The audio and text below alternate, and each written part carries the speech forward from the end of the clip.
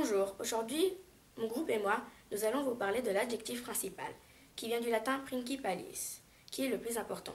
Exemple, dans une recette de cuisine, l'ingrédient principal est l'ingrédient qui domine le plat.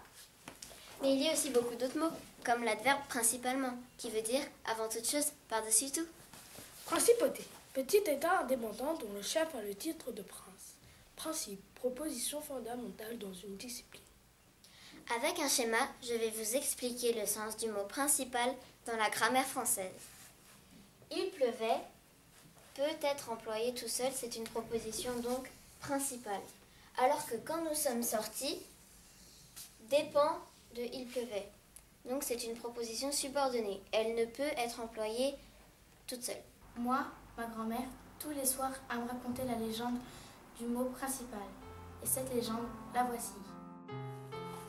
Il était une fois un jeune homme qui s'était perdu dans la forêt.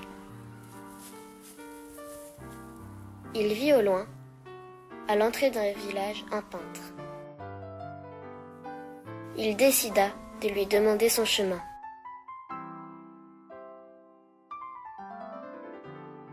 Mais le peintre, concentré sur son travail, eut un geste malheureux. Le jeune homme était devenu tout blanc.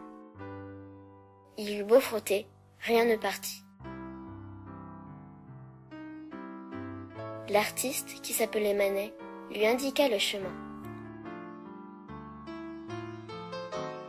Regrettant sa maladresse, il lui offrit le tableau. Mais quand le jeune homme rentra chez lui, il lui fut impossible d'enlever la peinture. Il frotta, en vain. Très vite, il fut rejeté par tout le monde, à cause de son visage blanc. On se moquait de lui. Les portes se fermèrent les unes après les autres. Il était seul, plus d'amis, plus de travail, plus rien. Bonjour, donc je voulais postuler pour ce poste. Je me suis dit que je pourrais parce que je sais que j'ai les qualités requises. Et puis en plus, c'est ce que j'aime faire dans la vie, donc voilà. Comment? Trop pâle, trop faible, tout ce blanc c'est séquent. Sortez de mon bureau! Son dernier espoir était d'épouser celle qu'il avait toujours aimée. Mais là encore, Épouser un homme tout blanc, ça jamais. Pourquoi pas une barbe bleue, tiens?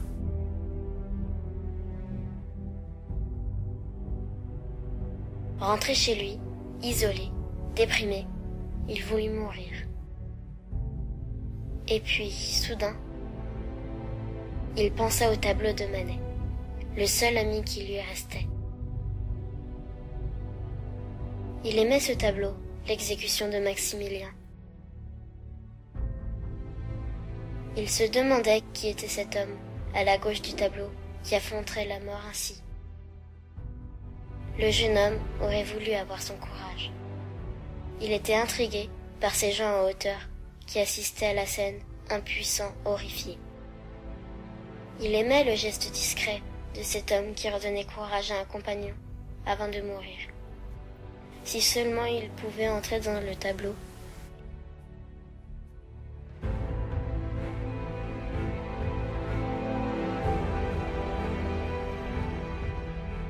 Et soudain, cela arriva.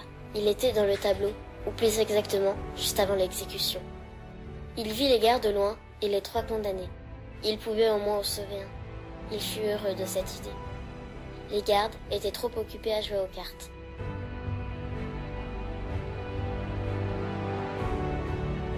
Mais, hélas, les gardes finissent toujours leur partie de cartes. Ils finissent toujours par tuer. Après tout, c'est leur métier. Avant de mourir, il savait que quelqu'un serait là pour témoigner de son sacrifice. Et cela le réconforta.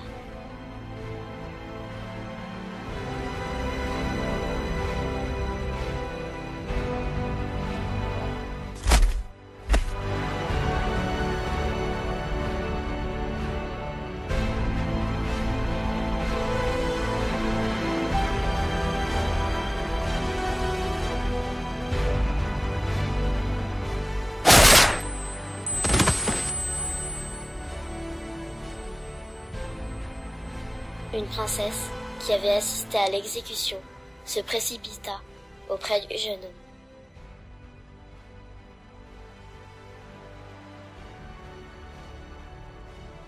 Et là, comme dans toutes les bonnes histoires, il y eut un miracle. Une larme tomba, puis deux, qui effacèrent la peinture. Et le jeune homme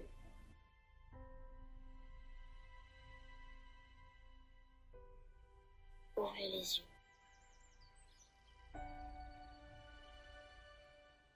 Il épousa la princesse, et tout le village du tableau l'accueillit en héros. Et jamais personne n'oublia le miracle du principal. C'est depuis ce jour que le mot principal signifie ce qui est essentiel, ce qui est le plus important.